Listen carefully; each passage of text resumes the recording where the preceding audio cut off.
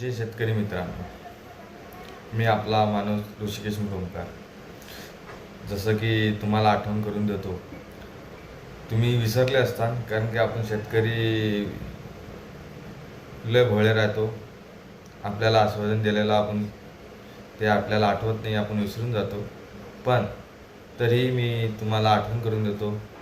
जसं फडणवीस साहेबांनं आपल्याला इलेक्शनच्या अगोदर सांगितलं होतं की 7/12 कोरा करू.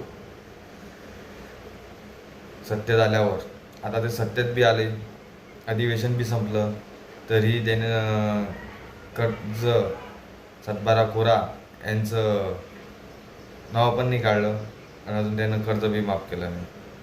आताच काही 2-3 दिवसाअगोदरची गोष्ट आहे. बुलढाणामध्ये एक आबा आणि एक आजीनं त्याच्या अंगावर कर्ज असल्यामुळे त्याने आत्महत्या केली.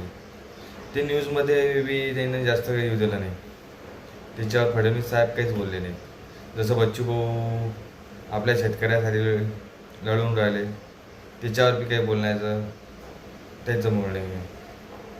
ते फक्त ते उद्धव साहेब एक येणार की नाही येणार, ते राजसाहेब एक येणार की नाही येणार याच्यावर बोलत आहे. अरे आमचे जे मेन मुद्दे आहेत शेतकऱ्यांचे ते बोला ना. आम्हाला तुमच्या आशा होती ना की तुम्ही कर्ज माफ करणार, त्यासाठी आम्ही तुम्हाला निवडून दिलं ना. तुम्ही काय केलं? सत्तेत आले, शेतकरी आहेत की नाही आहेत, जिवंत आहेत की मेले, त्याच्याशी काही घेणं देणं नाही तुम्हाला. तुम्ही आमचं कर्ज कधी माफ करणार? माझ्या आता प्रत्येक शेतकऱ्यांना एक विनंती आहे की तुम्ही प्रत्येक आमदाराला निवडून देणाऱ्या प्रत्येक मंत्रींना विचारा की तुम्ही जे आम्हाला आश्वासन दिले होते ते कधी पूर्ण करणार आहात, आमचं कर्ज माफ कधी होणार आहे. फडणवीस साहेब, हा व्हिडिओ जर तुमच्यापर्यंत येत असेल तुम्ही नक्की मला सांगा की तुम्ही कर्ज कधी माफ करणार आहात. माफ करणार कधी ह्या त्याच्यापेक्षा तुम्ही कर्ज माफ करा, उद्याच माफ करा.